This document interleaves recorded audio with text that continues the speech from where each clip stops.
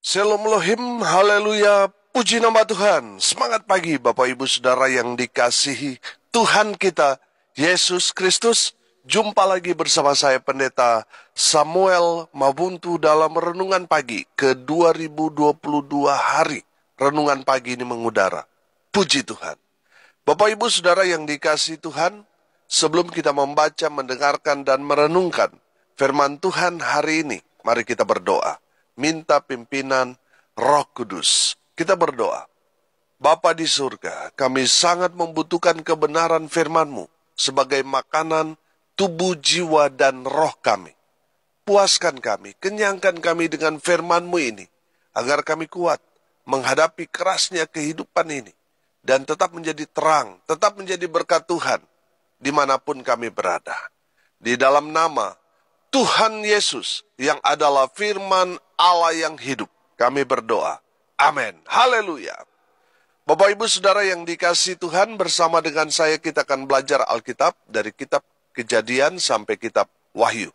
Mari buka Alkitab kita dalam kitab Mazmur pasal 27 ayat 4 sampai ayat 6. Demikian firman Tuhan. Satu hal telah kuminta kepada Tuhan, itulah yang kuingini. Diam di rumah Tuhan seumur hidupku, menyaksikan kemurahan Tuhan dan menikmati bait-Nya. Sebab Ia melindungi aku dalam pondok-Nya.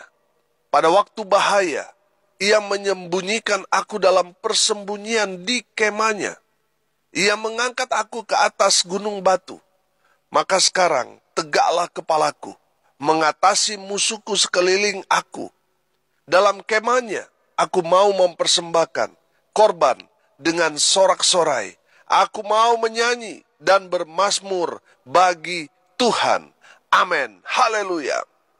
Bapak Ibu Saudara yang dikasihi Tuhan, ayat-ayat firman Tuhan yang sudah kita baca dan dengarkan bersama-sama ini merupakan kerinduan serta kesaksian Daud ketika Raja Daud ada di rumah Tuhan. Amin. Mari kita lihat kerinduan dan kesaksian Raja Daud. Yang pertama, di ayat 4. Satu hal telah kuminta kepada Tuhan, itulah yang kuingini. Diam di rumah Tuhan seumur hidupku, menyaksikan kemurahan Tuhan dan menikmati bait-Nya. Haleluya. Kerinduan dan kesaksian Daud yang pertama. Raja Daud menginginkan untuk selalu diam di rumah Tuhan. Amin. Daud rindu tinggal dalam rumah Tuhan seumur hidupnya. Amin. Saudara, Daud merasa bahwa ketika dia ada di dalam rumah Tuhan, dia merasa tenang. Walaupun ada banyak sekali musuh yang menginginkan kematiannya. Walaupun dalam kehidupan Daud, dia banyak tekanan, banyak pergumulan, persoalan. Tapi ketika dia datang ke rumah Tuhan, dia merasakan ada ketenangan yang luar biasa. Makanya dia selalu rindu datang ke rumah Tuhan. Bahkan Daud berkata bahwa dia ingin sekali tinggal di rumah Tuhan seumur hidupnya. Haleluya. Coba saudara perhatikan. Ketika kita datang ke gereja, kita merasa kita yang tadinya banyak masalah, banyak pergumulan, tapi ketika kita datang di gereja, kita merasa ada ketenangan. Amin. Saudara yang dikasihi Tuhan, saya percaya ketika kita datang ke rumah Tuhan, kita akan melihat kemurahan Tuhan. Tuhan nyatakan dalam kehidupan kita. Amin. Ketika kita datang ke rumah Tuhan, kita akan merasakan hadirat Allah yang membuat kita itu, walaupun banyak masalah, persoalan, pergumulan yang kita alami di luar sana, tapi ketika kita datang ke rumah Tuhan, kita merasa tenang. Amin. Bapak Ibu Saudara yang dikasihi Tuhan, saya tidak tahu apa yang menjadi masalah persoalan saudara yang membuat saudara hidup belakangan ini tidak tenang. Saudara datang ke rumah Tuhan. Bukan hanya pada hari Minggu, saudara bisa datang kapanpun di gereja, karena gereja selalu terbuka. Saya percaya saudara, ketika saudara datang ke rumah Tuhan di gereja, Tuhan melihatnya dari surga. Amin. Saudara yang punya banyak masalah berat, atau mungkin saudara tidak tenang karena saudara melakukan satu dosa yang membuat saudara merasa diteror, merasa dihantui karena kesalahan yang saudara lakukan. Saudara datanglah ke rumah Tuhan, datanglah ke gereja, minta ampun kepada Tuhan. Maka Tuhan akan memberikan saudara ketenangan. Kalau saudara melakukan dosa, bertobat. Saudara juga harus mengakui itu, supaya saudara hidup tenang. Amin. Saudara yang dikasihi Tuhan, Raja Daud merindukan ada di dalam hadirat Tuhan selalu. Amin. Dia merasakan bahwa ketika ada di dalam rumah Tuhan, dia menyaksikan semua kemurahan, semua kebaikan Tuhan yang Tuhan sudah kerjakan dalam kehidupan Daud. Dan saya percaya saudara, ketika kita ada di rumah Tuhan, di gereja, kita juga merasakan hal yang sama. Kita akan melihat kebaikan-kebaikan Tuhan yang Tuhan sudah nyatakan dalam kehidupan kita, yang mungkin di luar sana kita tidak lihat. Tapi ketika kita datang ke rumah Tuhan, kita melihat semua, merefleksikan semua kebaikan-kebaikan yang Tuhan sudah kerjakan, lakukan dalam kehidupan saudara dan saya. Haleluya. Bapak Ibu Saudara yang dikasihi Tuhan, ketika kita ada di dalam rumah Tuhan, kita akan menikmati hadirat Tuhan. Kita akan menikmati kuasa Tuhan. Kita akan menikmati kehidupan kita yang sebenarnya ketika kita ada di rumah Tuhan. Amin. Haleluya. Yang kedua saudara, kerinduan dan kesaksian Raja Daud. Raja Daud merasakan kalau diam di rumah Tuhan, Daud merasa aman. Amin. Saudara lihat di ayat 5. Sebab ia melindungi aku dalam pondoknya pada waktu bahaya. Ia menyembunyikan aku dalam persembunyian di kemahnya. Ia mengangkat aku ke atas gunung batu. Ayat 6a. Maka sekarang tegaklah kepalaku, mengatasi musuhku sekeliling aku. Amin. Kalau tadi saudara, Daud merasakan kalau dia diam di rumah Tuhan, dia merasa tenang. Dan yang kedua ini, Daud menyaksikan bahwa ketika dia datang kepada Tuhan, di rumah Tuhan, dia aman. Amin. Saudara, ketika kita datang, diam di hadirat Tuhan, di rumah Tuhan, maka Tuhan akan melindungi kita. Melindungi kita dari bahaya, dari serangan musuh kita. Tuhan akan berperang ganti kita.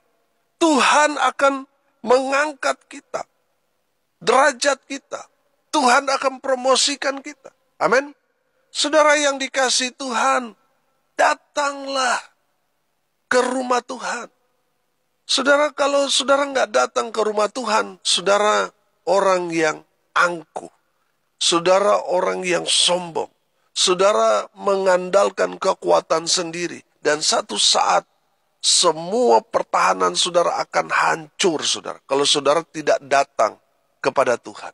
Tidak mau datang beribadah ke rumah Tuhan. Saudara, apa yang saudara bangun selama ini, satu hari kelak akan hancur. Kenapa? Karena tidak punya dasar yang kuat. Coba sudah perhatikan. Banyak kan tadinya kita lihat orang ini hebat. Orang ini wah sukses. Orang ini sangat-sangat kaya dan sebagainya saudara. Tapi hanya sekejap. Hilang tanpa bekas. Kenapa?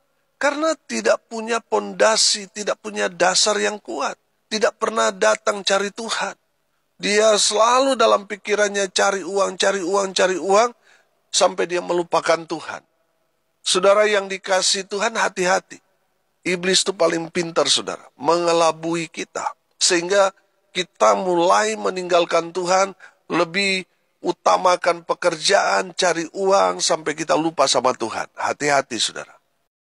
Coba saudara perhatikan, Daud ini kan orang hebat. Dia raja Israel. Dia pahlawan Israel. Dia menang dalam banyak pertempuran. Dia hebat. Tapi dia selalu mengandalkan Tuhan. Karena Daud merasa bahwa ia menjaga dia, ia membawa dia kepada kemenangan demi kemenangan dalam setiap peperangan yang dia alami. Itu bukan karena dia hebat, tapi karena Tuhan adalah panglima perang Raja Daud. Haleluya. Bapak ibu saudara yang dikasihi Tuhan, Daud merasakan kalau dia ada di rumah Tuhan, Daud merasa damai. Daud merasa aman. Karena Tuhan pasti membela dia. Pasti Tuhan jaga, lindungi setiap orang yang datang ke rumah Tuhan. Pasti Tuhan tolong. Apapun masalah, persoalan, pergumulan mereka, Tuhan pasti akan memberikan mereka kelegaan. Amin. Bapak ibu saudara yang dikasihi Tuhan, selalulah datang kepada Tuhan. Jangan mengabaikan. Datang beribadah kepada Tuhan. Maka Tuhan akan menjaga saudara. Maka saudara akan merasa aman dalam hidup saudara. Kalau saudara tidak pernah datang ke gereja untuk beribadah di rumah Tuhan, saudara itu menandakan saudara orang sombong. Saudara tidak mengandalkan Tuhan. Yang saudara andalkan adalah kekuatan saudara sendiri. Tadi saya katakan satu hari kelak semua akan hancur. Kalau saudara tidak mengandalkan Tuhan, semua akan hancur berkeping-keping. Tapi kalau saudara mengandalkan Tuhan, maka saudara akan melihat kemenangan demi kemenangan. Tuhan nyatakan kerjakan dalam kehidupan saudara dan saya. Amin. Orang yang mengandalkan Tuhan, dia selalu datang beribadah. Pasti dia selalu aktif ke gereja, bahkan dia mengambil bagian dalam pelayanan. Itu orang yang mengandalkan Tuhan. Ketika kita datang kepada Tuhan, Tuhan memberi kita rasa aman dan damai sejahtera. Tuhan limpahkan dalam kehidupan saudara dan saya. Haleluya. Yang ketiga, kerinduan dan kesaksian Raja Daud yang ketiga. Daud mau menyenangkan hati Tuhan. Amin. Saudara perhatikan ayat 6. Dalam kemahnya aku mau mempersembahkan korban dengan sorak-sorai. Aku mau menyanyi dan bermazmur bagi Tuhan. Amin. Haleluya. Daud mau menyenangkan hati Tuhan.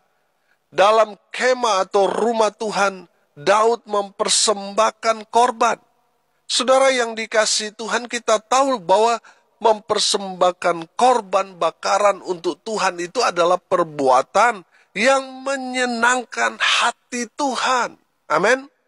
Saudara yang dikasihi Tuhan, Daud dalam hal ini, dia mau selalu ada di rumah Tuhan untuk melakukan hal yang menyenangkan hati Tuhan. Memberikan korban buat Tuhan. Haleluya. Bapak ibu saudara yang dikasihi Tuhan, persembahan itu wajib selalu kita bawa ketika kita ada di rumah Tuhan. Makanya firman Tuhan katakan, ketika kita datang kepada Tuhan itu tidak boleh dengan tangan hampa. Karena setiap orang yang datang menyembah Tuhan, dia harus membawa sesembahan. Ada korban yang harus dia bawa. Kalau dalam konteks perjanjian lama, di mana Daud hidup, dia harus membawa korban bakaran berupa kambing, domba, lembu, dan lain sebagainya. Itu yang harus dia sembelih dan dia bakar. Bau-bau bakaran itu, saudara, itu yang menyenangkan hati Tuhan. Amin. Bapak ibu saudara yang dikasihi Tuhan, kita sekarang tidak lagi membawa korban berupa binatang, kambing, domba, atau lembu, saudara. Tidak. Kita membawa persembahan kita berupa uang kita. Saudara, di saat kita mempersembahkan itu, memang itu harus dikorbankan. Kita bawa untuk Tuhan. Kalau dalam konteks perjanjian lama, korban persembahan itu harus disembelih dan mengeluarkan darah, lalu dibakar. Kalau konteks sekarang, persembahan yang kita berikan kan kadang tidak ada masalah konflik batin di sana. Karena kadang kita memberi ya hanya sekedar. Kita memberi persembahan kadang di dompet kita mana yang paling kecil. Sehingga tidak ada korban di sana. Kalau bicara korban, namanya korban. Artinya ada yang bergumul di sana, saudara. Ada konflik batin di sana. Saudara, bicara korban dalam konteks perjanjian lama, saudara perhatikan. Abraham ketika dia mau mengorbankan anak satu-satunya Ishak. Di sana ada pergumulan batin di sana, saudara. Itu bicara korban. Saudara, ketika saudara memberi persembahan, saudara lihat di dompet saudara mana yang paling kecil, ya kan tidak ada masalah hati batin yang dikorbankan. Saudara anggap lalu begitu saja kan? Korban yang sesungguhnya itu memang ketika kita memberikan itu terasa berat di hati. Aduh, ini uang besar ini. Nanti sebentar kita mau beli apa ini, nanti keperluan ini dan itu bagaimana. Saudara, itu namanya korban.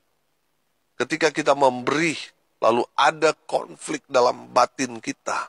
Tapi kita lebih memilih ini untuk Tuhan. Itu korban persembahan yang menyenangkan hati Tuhan. Amin. Saudara perhatikan, ketika janda miskin itu yang hanya memberi 2 peser itu. Dia kan janda miskin yang harta kekayaannya tinggal itu. Karena dia datang ke rumah Tuhan. Dia tahu firman Tuhan. Kalau datang ke rumah Tuhan itu tidak boleh dengan tangan kosong. Harus membawa korban persembahan. Dia mempersembahkan 2 peser uang yang dia miliki, itu harta satu-satunya. Hanya itu yang dia miliki dan dia berikan buat Tuhan. Amin. Saudara lihat, Tuhan Yesus memperhatikan persembahan janda itu. Karena dia memberikan, ada konflik batin. Itu persembahan uang terakhir dia. Hanya itu yang dia miliki. Beda dengan orang kaya itu, dia memberi dari kelimpahannya. Tidak ada masalah, walaupun dia memberikan banyak, dia masih punya yang banyak dana, uang, ya kan? Walaupun dia sudah memberi banyak, itu tidak mengurangi kekayaannya dia. Dan tidak ada konflik batin dalam hatinya. Karena dia kaya raya. Berbeda dengan janda miskin itu. Yang hanya memberi 2 peser uang itu, saudara. Saudara yang dikasih Tuhan, di sana perbedaannya. Orang kaya itu memberi tetapi tidak ada yang dirugikan. Tidak ada yang dikorbankan. Sementara janda miskin itu, dia mengorbankan mungkin makan untuk beberapa harinya dia. Saudara, itulah korban. Saudara, Daud tahu betul cara menyenangkan hati Tuhan, yaitu memberikan korban persembahan kepada Tuhan. Bukan hanya itu saja, Daud tahu betul bagaimana cara menyenangkan hati Tuhan dengan cara dia memuji Tuhan. Dia menyanyi, dia bermazmur bagi Tuhan. Saudara yang dikasihi Tuhan, ketika kita memuji, menyembah Tuhan dalam pujian, nyanyian, lagu-lagu rohani, mazmur, saudara, itu menyenangkan hati Tuhan. Selalu saya bilang, kalau Tuhan sudah senang, apa yang saudara minta, pasti Tuhan akan berikan buat kita. Amin. Haleluya. Hari ini kita belajar kerinduan dan kesaksian Raja Daud ketika dia ada di rumah Tuhan. Saudara, Raja Daud menginginkan, merindukan untuk selalu diam di rumah Tuhan seumur hidupnya. Karena Daud tahu ketika dia ada di dalam rumah Tuhan itu, dia betul-betul mengalami kebaikan Tuhan. Dia menikmati semua berkat-berkat Tuhan. Amin. Dan yang kedua kita belajar, Raja Daud merasakan kalau dia diam di rumah Tuhan, Daud merasa aman. Karena Tuhan akan melindungi dia dari musuh-musuhnya. Haleluya. Dan yang ketiga, kita belajar dari firman Tuhan ini. Daud mau menyenangkan hati Tuhan dengan cara memberikan korban persembahan kepada Tuhan dan menaikkan puji-pujian penyembahan kepada Tuhan. Amin. Mari kita berdoa. Terima kasih Bapa di surga sudah berbicara kepada kami semua melalui kebenaran firman Tuhan hari ini. Berkati semua pendengar dimanapun mereka berada. Tuhan memberkati hidup mereka. Masa muda mereka diberkati, rumah tangga mereka diberkati, usaha pekerjaan pelayanan mereka diberkati Tuhan, dibuat beruntung, berhasil dalam segala hal. Hamba berdoa mereka yang sakit Tuhan lawat, Tuhan jamah dalam nama Yesus. Oleh bilur-bilur darah Yesus, mereka yang sakit disembuhkan, mereka yang lemah dikuatkan, mereka yang berduka cita diberikan penghiburan dari Tuhan. Mereka yang hari ini berulang tahun, Tuhan Yesus memberkati dengan umur panjang, kesehatan, kekuatan dari Tuhan menyertai mereka. Hamba berdoa biarlah berkat Tuhan dari surga turun, memenuhi semua pendengar. Bapak Ibu Saudara yang dikasihi Tuhan, arahkanlah hatimu kepada Tuhan dan terimalah berkat dari Tuhan Yesus. Tuhan memberkati engkau dan melindungi engkau. Tuhan menyinari engkau dengan wajahnya dan memberi engkau kasih karunia. Tuhan menghadapkan wajahnya kepadamu dan memberi engkau damai sejahtera. Di dalam nama Tuhan Yesus, sumber segala berkat. Bapak Ibu Saudara yang percaya, diberkati Tuhan, katakan amin. Puji Tuhan. Bapak Ibu Saudara yang dikasihi Tuhan, kalau saudara merasa diberkati melalui renungan pagi ini, bagikan juga kepada saudara-saudara yang lain, supaya mereka juga diberkati. Karena untuk itulah kita dipanggil untuk jadi berkat. Salam kasih dari Bali, saya Pendeta Samuel Mabuntu. Sampai jumpa besok pagi. Tuhan Yesus memberkati kita semua. Haleluya.